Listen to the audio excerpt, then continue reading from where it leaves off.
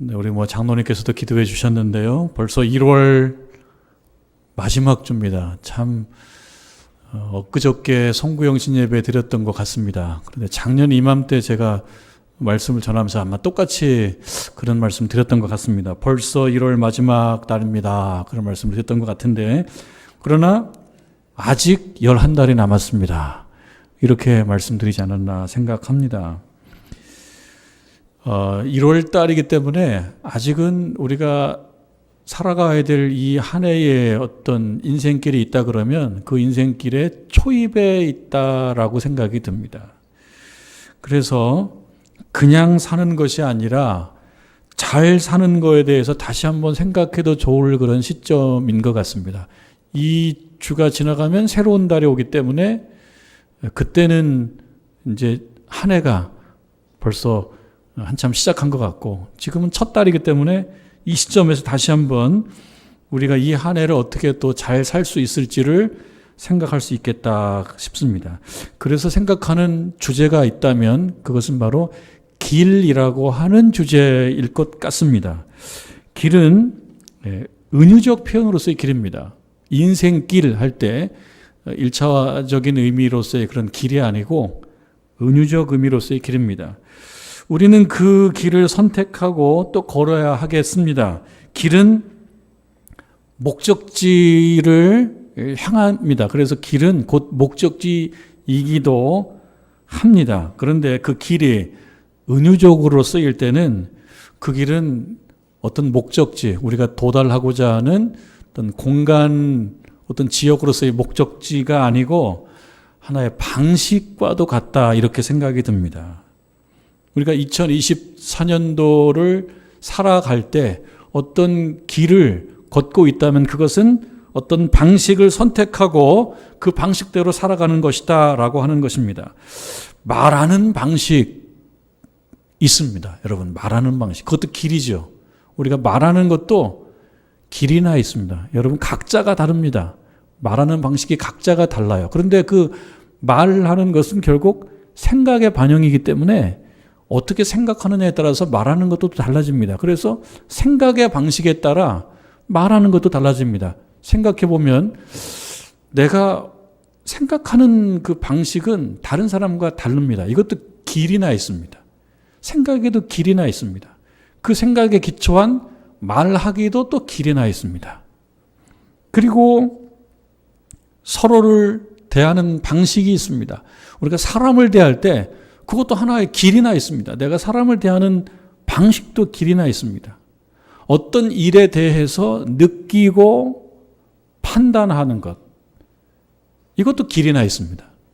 내 나름대로의 그런 방식이 있고 길이 있습니다. 여러분, 2024년도 우리가 택해서 살아가는 그 길, 어찌 보면 삶의 여러 분야의 그 방식을 다시 한번 점검하고 우리가 가도 되는 길인지를 생각해 보면 좋지 않을까 하는 것입니다.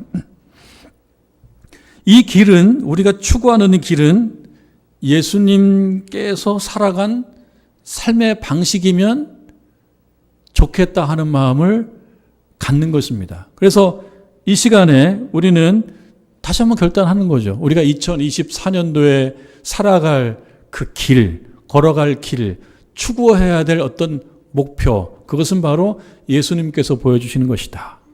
예수님께서 생각하는 방식, 예수님께서 말하는 방식, 예수님께서 사람을 대하는 방식, 예수님께서 느끼는 방식을 듣고 보고 배우며 우리도 그것을 실천하며 살아가는 것이 우리를 향한 하나님의 기대가 아닐까 하는 생각을 하는 것입니다. 오늘 우리가 읽은 말씀은 예수님께서 어떤 사람들, 잠재적 제자들이라고 얘기해도 좋을 어떤 사람들을 부르십니다. 여러분, 16절을 보시겠습니다. 갈릴리 해변으로 지나가시다가 시몬과 그 형제 안드레가 바다에 금을 던지는 것을 보시니 그들은 어부라. 예수께서 이르시되 나를 따라오라. 그렇습니다. 예수께서 이르시되 나를 따라오라. 예수님을 따라가면은 어디로 가야 되는 것인지 우리는 잘 모르겠습니다. 갈릴리 해변 어느 길로 가시게 될 것입니다. 어느 골목을 가실 수도 있고, 또 들판을 걸으실 수도 있고, 또 어떤 집 뒤편을 걸어갈 수도 있고, 길을 걸어가실 것입니다. 그런데 여기에서 나를 따라오라라고 하는 것은 그런 1차적 의미의 그 길 안내를 얘기하는 것은 아닐 것입니다. 내가 어디로 갈 것이니까 그 길로 같이 갑시다, 그런 뜻은 아닐 것입니다. 예수님의 이러한 부름은 단순히 어떤 길을 가르쳐 주는 것이 아님이 분명하기 때문에 여기서 암시하는 것은 은유적 길일 것입니다. 예수라고 하는 목적지가 있는 길이며 동시에 예수님께서 살아가신 그 방식으로서의 길을 걸으라라고 하는 그런 초청이며 초대이다라고 생각하십니다. 오늘 예수님께서 우리를 부르시면서 나를 따라오라 하신다면 그것은 무엇이겠습니까? 그것은 예수님의 삶의 방식이라고 하는 그 길을 걸으라고 하는 말일 것입니다. 2024년도 우리가 살아갈 길은 바로 그러한 길일 것입니다. 예수님께서 보여주신 삶의 방식을 따라 걷는 것입니다. 여러분, 그 결심을 하는 것입니다. 1월 이 마지막 주일 우리가 다시 한번 말씀을 읽으면서 듣고 또 결심해야 될 것은 예수님의 삶의 방식을 따라서 내가 이 한 해도 걸어보자, 살아보자, 가보자라고 하는 것입니다. 그것은 무엇이겠습니까? 예수님이 판단하실 때 사랑할 만한 사람이라면 나도 사랑하는 것입니다. 그것을 우리가 생각해 보는 겁니다. 예수님께서 사랑하실 상황이다 그러면 나도 사랑하는 것입니다. 예수님께서 판단하실 때 이 사람을 용서하자라고 했다 그러면 나도 용서하는 것입니다. 예수님께서 불쌍히 여기실 만한 사람이라고 우리가 판단이 될 때 나도 그 사람을 불쌍히 여기는 것입니다. 이 상황에서는 예수님께서 이런 용기를 내셨을 것이라고 내가 판단이 든다면 내가 용기를 내는 것입니다. 또 예수님이시라면 이 시간에 울었겠다라고 하면 그때 나도 울어보는 것입니다. 그리고 예수님이라면 기도했겠지라고 내가 판단할 상황이라면 그때 기도하는 것입니다. 그것이 바로 우리가 읽은 말씀, 나를 따라오라 라고 하는 그 말씀에 우리를 향한 현실적인 의미가 아닐까 하는 생각을 해보는 것입니다. 우리가 이 말씀은 하나님께서 우리 예수님을 통해서 사람을 택하시고 그 사람을 세우는 겁니다. 그래서 믿지 않는 자를 믿게 만드는 그러한 제자를 부르시는 현장으로 우리가 볼 수 있지만, 그러나 현실적으로 우리가 생각을 해보게 될 때 예수님 살아가신 그 삶의 방식을 우리도 따라서 살아가는 것, 그것이 1월 마지막 주에 우리를 향하신 하나님의 말씀이라고 믿습니다. 여러분, 마가복음에서 17절에 나를 따라오라, follow me죠. follow me. 나를 따라오라. 명령형입니다. 동사의 명령형이에요. 나를 따라오라. 명령이니까 우리는 지켜야 됩니다. 순종하는 것입니다. 예수님을 따라가는 것, 예수님이 살아가신 삶의 방식을 내가 따라가는 것, 그렇게 행하는 것은 명령이로구나.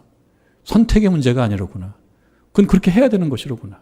예수님을 따라가는 것입니다. 그냥 물리적으로 따라가는 것이 아니고 그분이 살아가신 그 모습을 보고 그것을 따라서 나도 행하는 것입니다. 그것을 우리는 현실적으로 삶의 방식이라고 생각을 해본 것입니다. 그런데 이것은요, 나를 따라오라라고 하는 이 명령은 마가복음에서 세 번째 명령문으로 나옵니다. 여러분, 세 번째라고 말씀드렸다라고 하면은 뭘 떠올리게 됩니까? 그럼 첫 번째는 뭐며 두 번째는 뭐라는 거야? 라고 또 질문을 하게 되죠. 이 나를 따라오라, follow me라고 하는 이 명령문이 마가복음의 세 번째 명령문이다.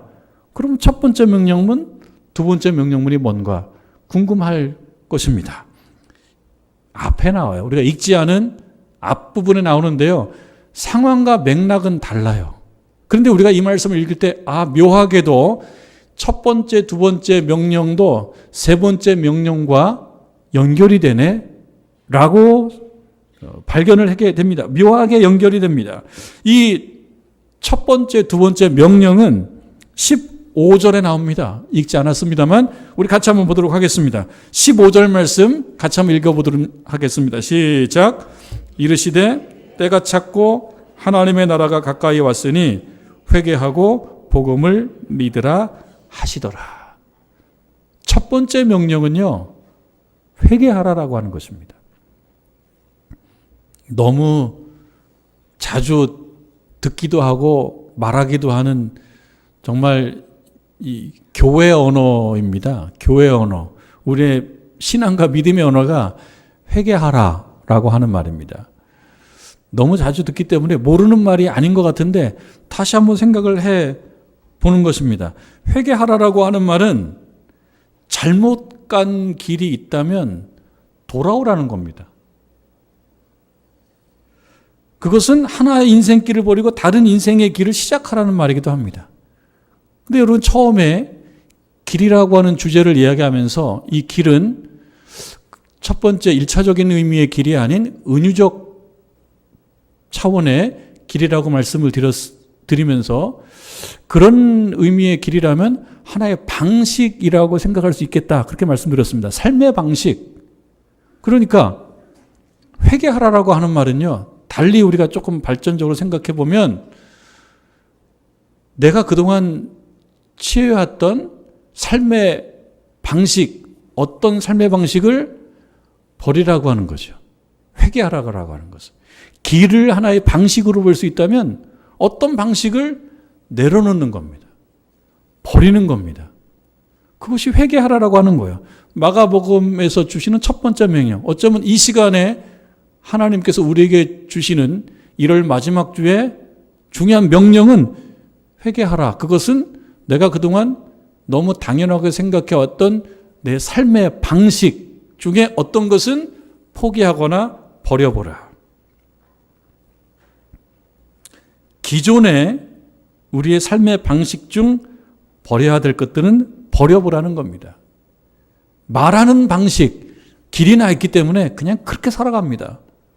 그 중에 어떤 방식은 버려도 좋은데 그냥 살아가는 겁니다. 2024년도에 한번 생각해 보는 거예요. 회개하라라고 하는 말을 우리가 말하는 방식, 또 말 이전에 뭐가 있다고 그랬습니까? 생각의 방식이 있다고 그랬죠. 생각의 방식, 어떤 방식을 내려놓고 포기하고 다른 방식을 택해 보려고 애를 쓰는 것. 그 다른 방식은 무엇입니까? 예수님께서 보여주신 삶의 방식, 말하는 방식, 생각의 방식입니다. 그리고 느끼는 방식, 판단하는 방식 중에 내어놓고 버리고 그리고 포기하고 나가야 될 것들은 무엇이 있는지를 생각해보고 그리하라는 겁니다. 회개하라라고 하는 것입니다. 자신의 모습을 돌아보고 이 길은 지우개를 지우고 없게 하고 다른 쪽의 길을 한번 내봐야 되겠다. 말은 말하는 방식이요, 생각은 생각의 방식이요, 판단의 방식이요, 느끼는 방식이요. 어떤 것들은 지우개로 지우고 혹은 다른 걸로 메꿔놓고 다른 길을 하나 내야 되겠다라고 하는 것으로 우리가 이 말씀을 들을 수도 있겠다라고 하는 것입니다. 그리고 여러분, 두 번째 명령문은요, 복음을 믿으라라고 하는 명령입니다. 믿으라라고 하는 것은요, 단순히 받아들이고 인정하는 것 그 이상입니다. 여기서 그치지 않고 이거는 인격적으로 실제로 따라가는 것입니다. 그리고 실제로 신뢰하며 적극적이며 공격적으로 참여하는 것입니다. 어떤 거에 참여하는 것입니까? 예수님께서 따라가신 그 길에 적극적으로 참여하는 것입니다. 복음이라고 하는 말이 그것입니다. 복음은 예수는 그리스도이시다라고 하는 말씀 아니겠습니까? 그리고 여기서는 하나님 나라 복음이에요. 사도 바울이 말한 복음은 예수는 그리스도이시다라고 한다 그러면 예수께서 말씀하시는 이 복음, 이것은 하나님의 나라와 관련돼 있어요. 하나님의 나라는 무엇이겠습니까? 나라라고 하는 말, 하나님의 나라라고 하는 말을 우리가 참 많이 들어왔지만 그러나 사실 쉽지는 않습니다. 하나님의 나라는요, 하나님의 통치라고도 얘기해 왔습니다. 그러나 보다 현실적으로 얘기한다 그러면 하나님께서 역사하시는 이런 모든 상황이에요. 하나님의 능력이 발휘되고 있는 이러한 모든 상황이에요. 그러한 하나님의 능력이 발휘되는 그런 상황이 실제로 내 주변에 있으니 어떻게 하라는 겁니까? 회개하라라고 하는 말이고요. 그리고 하나님의 능력과 현존에 적극적으로 참여하라는 것입니다. 2024년에 우리가 걸어가야 될 길은 바로 그것입니다. 그리고 이어서 나오는 세 번째 명령이 따라오라라고 하는 겁니다. 나를 따라오라. 이것은 예수님께서 보여주시고 들려주시는 그 길, 안내하시는 그 길로 순종하며 가라라고 하는 것일 것입니다. 그 길은 바로 지금 여기 2024년도 여러분들이 살아가는 그 삶의 현장, 그곳에 하나님의 실제, 하나님께서 현존하시는 그 실제, 말씀하시는 그 하나님의 말씀에 일치하게 말하고, 일치하게 생각하고, 일치하게 상상하고, 일치하게 기도하라라고 하는 것입니다. 그 길을 갈 때 어떻게 된다는 것이냐? 여러분 17절 후반부에 보면 나를 따라오라. 내가 너희로 사람을 낚는 어부가 되게 하겠다. 사람을 낚는다라고 하는 것도 하나의 비유죠. 사람이 물고기가 아니지 않습니까? 근데 비유로 얘기하는 겁니다. 사람을 낚는다 그러면은요, 나하고 상관없었던 그 어떤 사람을 나하고 상관 있는 사람으로 내가 얻는 것입니다. 여러분 인생에 보람이 있다 그러면 사람을 얻는 것일 겁니다. 예수님께서 우리를 부르시는 그 이유, 나를 따라오라라고 말씀하시는 이유는 사람을 얻는 것에 있다라고 하는 겁니다. 사람을 얻는 일은 참으로 보람된 일입니다. 그러나 또 한편으로는요, 사람만큼 사람을 피곤하게 하는 존재도 또 없는 것 같습니다. 여러분 그렇죠? 사람 때문에 힘들고, 사람 때문에 울고, 사람 때문에 괴롭고 그렇습니다. 그렇기 때문에 개를 키우고 고양이를 키우고 그런 것이 아닌가 하는 생각도 있어요. 힘들지 않으니까. 먹이 주고 이런 거 빼고는요, 배신하지 않고, 잔소리하지 않고, 짜증내지 않고, 그러지 않는 존재가 바로 개와 고양이이기 때문에 키우는 것 같습니다. 그래서 그로부터 위로와 기쁨을 얻는 것이죠. 여러분 그것은 개인적인 자유이기 때문에 이런 애완동물을 얼마든지 키울 수가 있겠습니다.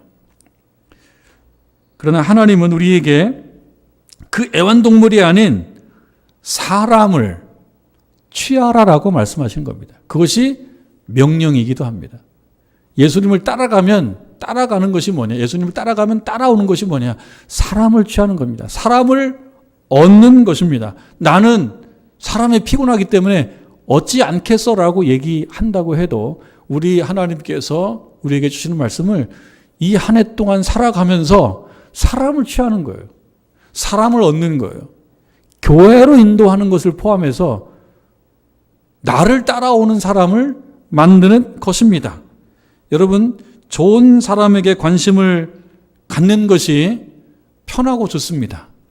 그러나 하나님께서 긍휼히 보실 만한 그 사람을 취하는 것이 우리 주님께서 우리들에게 이 한 해 원하시는 것입니다.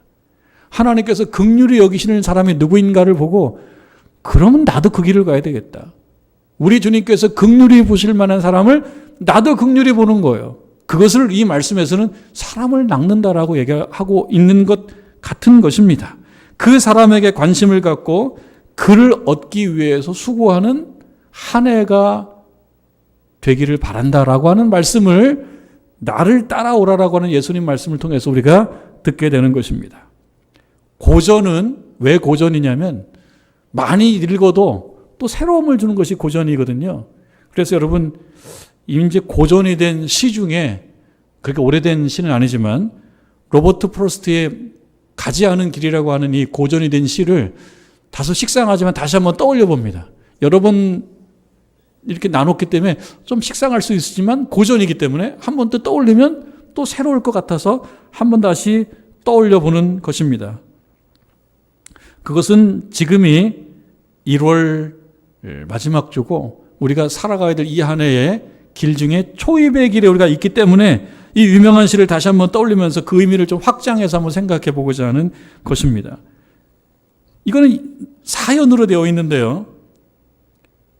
첫 번째 연의 내용은 이렇습니다. 노란 숲속에 길이 두 갈래가 있었다. 그 두 갈래가 있었는데 나는 두 길을 다 가지 못한다. 그래서 매우 안타깝다. 바로 그것입니다. 이것이 인생입니다. 두 길이 나 있는 것은 인생을 살아갈 때 항상 두 길이 있어요. 이 길로 갈까? 이 길로 갈까? 내가 사람을 대할 때도 내가 이렇게 대할까? 저렇게 대할까? 그런데 두 가지를 다 택할 수는 없거든요. 그렇기 때문에 인생은 안타까움이 그 안에 있는 것입니다. 오랫동안 서서 한 길이 굽어 꺾여 내려가는 데까지 바라볼 수 있는 데까지 멀리서 바라보았다. 바라볼 수밖에 없을 때가 있어요. 두 개를 한꺼번에 택할 수가 없기 때문입니다. 네 번째 연, 많은 사람들이 인용하는 네 번째 연의 내용은 이렇습니다. 훗날에 훗날에 나는 어디선가 한숨을 쉬며 이야기할 것입니다. 숲속에 두 갈래 길이 있었다고, 나는 사람이 적게 간 길을 택하였다고, 그리고 그것 때문에 모든 것이 달라졌다고. 이 시를 보면서 많은 사람들이 선택의 중요성을 얘기해요. 두 갈래 길이 있는데 결국 한 갈래 길을 선택하는 것이 아니냐. 그리고 이 시에 보면은 사람들이 적게 간 길, 좀 적게 밟은 것 같은 길, 어쩌면 인기가 좀 없는 길, 선호도가 좀 떨어지는 그 길을 택해서 밟았는데 그것으로 인하여 내 인생이 달라졌다. 그래서 선택이라는 것은 참 중요하다. 이렇게 이야기를 하는데요. 뭐 그것도 일리가 있습니다. 그래서 우리가 2024년도에도 어찌되었든 두 갈래 길 앞에 설 때가 참 많아서 결국은 택해야 될 텐데 신중하게 기도하면서 진지하게 잘 선택해라라고 하는 교훈을 얻을 수도 있습니다. 이거는 현실적인 겁니다. 오늘도 선택할 거고요. 여러분의 생각도 선택하고 말도 선택하고 태도도 선택할 거거든요. 잘 선택해야지만이 좋은 인생을 살 수 있다. 이 교훈을 얻는 것도 매우 유익하다고 생각합니다. 또 하나는요. 사람이 적게 간 길이라고 하는 것. 이 표현이 있거든요. 사람이 적게 간 길이라고 하는 것은 많은 사람들이 선호하는 것은 아닙니다. 쉽지 않은 길을 얘기합니다. 이런 것을 선택해야 될 때가 있다는 거예요. 쉽지 않은 것. 많은 사람들이 선호하지 않는 그런 방식을 내가 택해야 될 때도 있다라고 하는 것입니다. 사람이 적게 간 길은 다 좋은 거다. 그런 뜻이 아닙니다. 인기 없고 또 나에게 힘들게 주어진다고 하더라도 내가 결국은 내가 걸어가야 될 길이 있다라고 하는 것입니다. 그것은 그렇게 판단될 때 그 길을 걸으라라고 하는 말로 우리는 들을 수가 있습니다. 내가 살아가면서 힘들지만 그리고 많은 사람들이 선호할 것 같지 않은 그런 방식이지만 그러나 내가 택할 수밖에 없는 상황이야 라고 한다 그러면 그 길을 걸을 수밖에 없다라는 것으로 우리가 들리는 것입니다. 그런데 이 시가 많이 오해가 된다라고 해요. 근데 오해가 돼도 오해로부터 비롯된 교훈도 매우 유익해요. 오해로부터 비롯된 교훈도. 근데 어느 부분에서 오해를 많이 한다 그러냐면 이 시는 그렇게 선택을 많이 강조하는 그런 것만은 또 아니라 그래요. 그러니까 이 시를 연구한 연구가의 이야기를 들으면 어느 부분에서 오해를 좀 하냐면 사실은 핵심은 여기에 있다는 거예요. 훗날에 나는 어디선가 한숨을 쉬며 얘기할 것이다. 나는 한숨을 쉬며 얘기할 것이다. 근데 이 한숨을 쉰다라고 하는 것은 이 시인만 한숨을 쉬는 것이 아닙니다. 누구나 다 한숨을 쉬는 거예요. 왜 한숨을 쉬느냐? 인간은 그럴 수밖에 없는 존재이기 때문에 그렇다는 겁니다. 뭘 그럴 수밖에 없냐면 두 길을 동시에 택할 수 없는 그런 존재가 바로 인간이라는 겁니다.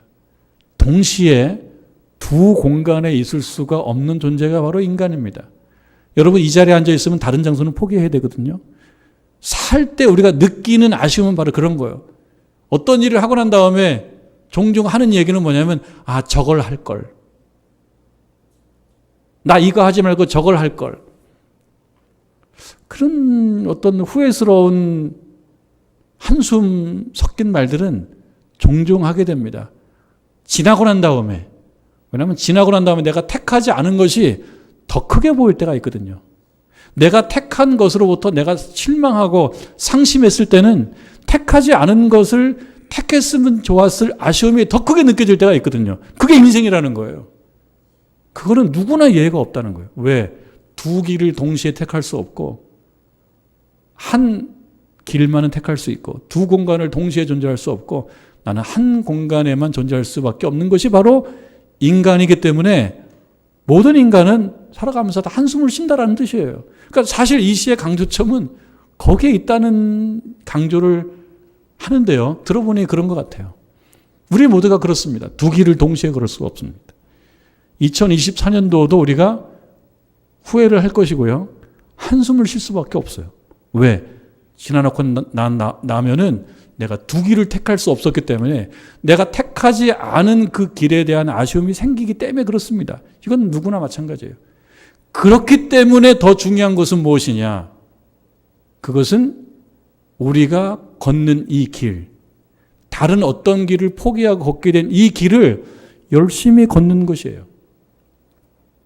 그리고 그 길을 걷기 전에 내가 정말 이 길, 이 방식, 이 태도를 견지하는 것이 옳습니까? 라고 하는 질문을 반드시 우리 하나님께 해야 된다라고 하는 것입니다. 그것이 1월 마지막 주에 해야 될 일이에요. 우리가 해야 될 것은 뭐냐면 하나님, 내가 취할 삶의 방식, 신학의 방식, 내 삶의 태도, 내 어떤 모습, 이것 괜찮습니까? 라고 하는 어떤 확인을 꼭 한번 받으면 좋겠다. 그리고 내가 택한 길이라면 거기에 한숨이 비록 동반된다고 하더라도 열심히 걷는 것 외에는 방법이 없다. 그러니까 이 길은, 이 시는요, 결국 어떤 사람을 위한 시냐면 선택하고 결정하고 걷는 사람을 위한 거예요. 선택하고 결정하고 걷지 않는 사람에게는 별 의미가 없어요. 힘이 들고 어렵고 아프지만 걷는 사람에게 의미가 있는 거예요. 한숨도 그런 사람에게 의미가 있는 것입니다. 함부로 한숨 쉴 일도 아니에요. 내가 선택하고 결정하고 걸어가고 난 사람이 취할 수 있는 권리가 바로 한숨인 거예요. 아무나 한숨 쉬는 것이 아닙니다.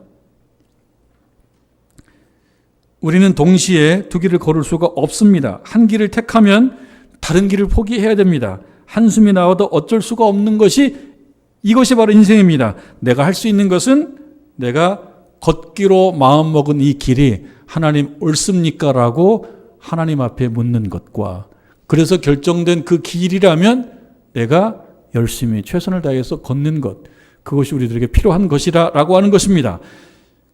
그런데 이것은 어떤 길이든 걷기로 결정하고 그 길을 걷고 있는 자에게만 의미가 있다는 사실을 우리는 기억해야 됩니다. 그리고 우리가 들은 그 길은 어떤 길입니까? 주님께로 이어진 바로 그 길이라고 하는 겁니다.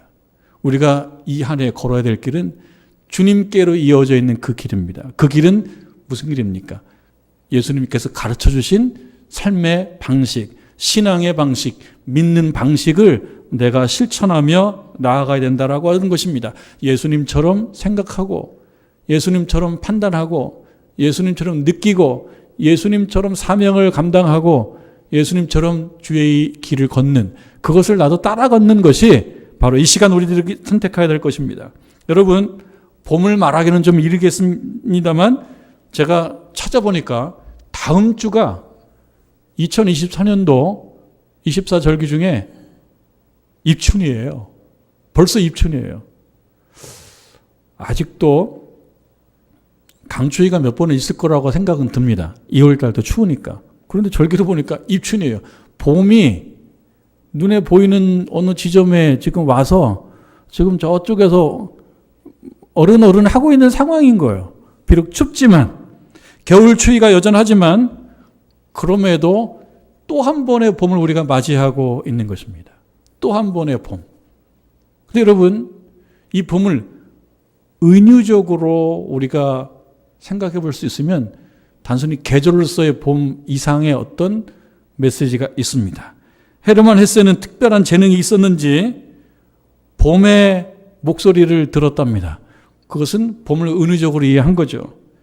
봄의 목소리라고 하는 잘 알려져 있는 헤르만 헤세의 시의 내용은 이렇습니다. 어느 소년 소녀들이나 알고 있다.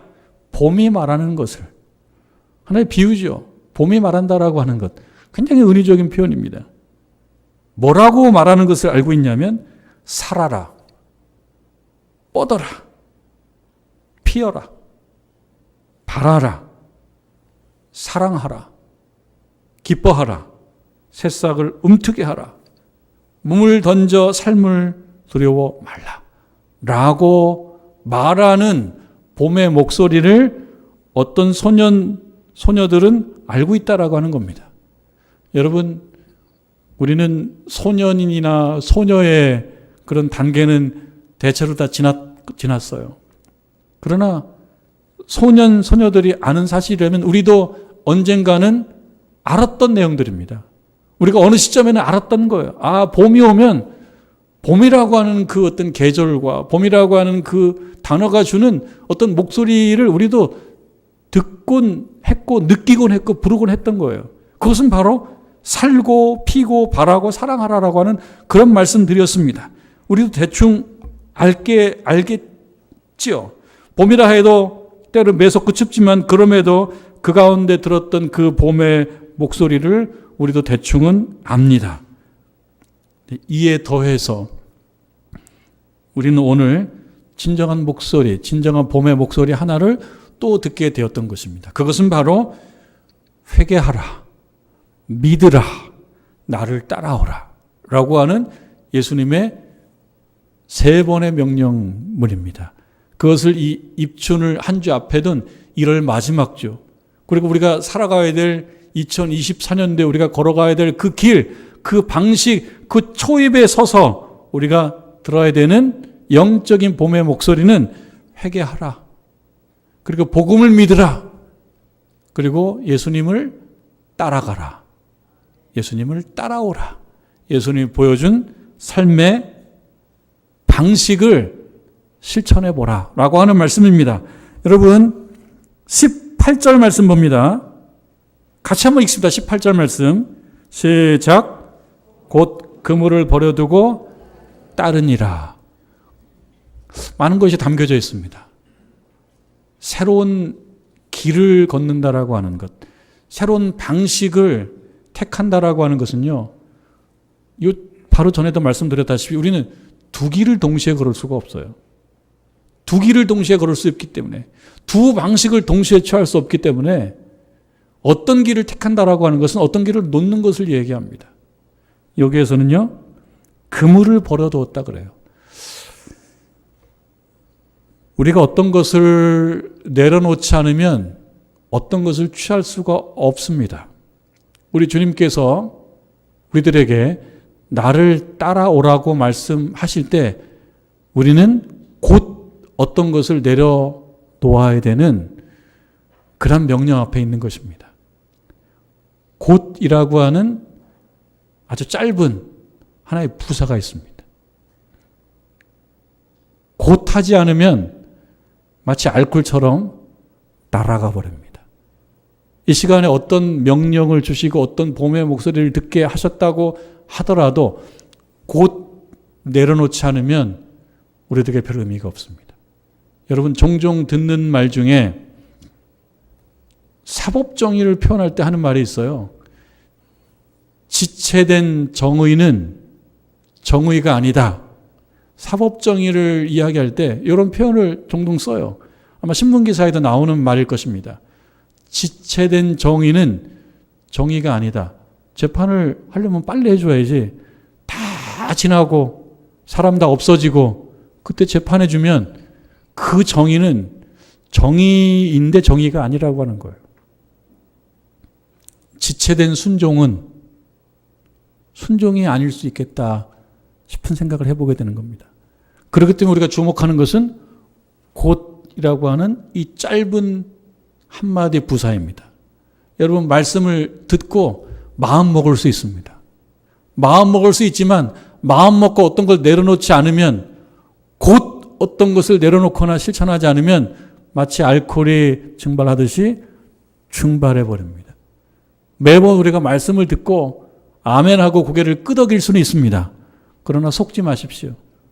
고개를 끄덕이고 아멘한 것으로 충분하지 않다는 것을, 곧 그물을 내려놓는 실천까지 가지 않으면 스스로 속을 수 있다는 것을, 나는 아멘 했으며 나는 마음 먹었으며 그것으로 다 된 것 같은 착각을 할 수 있는데 속지 않는 것입니다. 실제로 여러분들이 내려놓아야 될 그물이 아깝고 아쉽고 힘들지만 그거 내려놓지 않고 주님의 길, 나를 따라오는 그 길을 걸을 수는 없다는 그 깊은 진리의 말씀을 이해할 수는 없습니다. 여러분, 주의 말씀을 들으시고 곧 그물을 내려놓고 우리 주를 따라가는 저와 여러분 되기를 주님의 이름으로 축원합니다.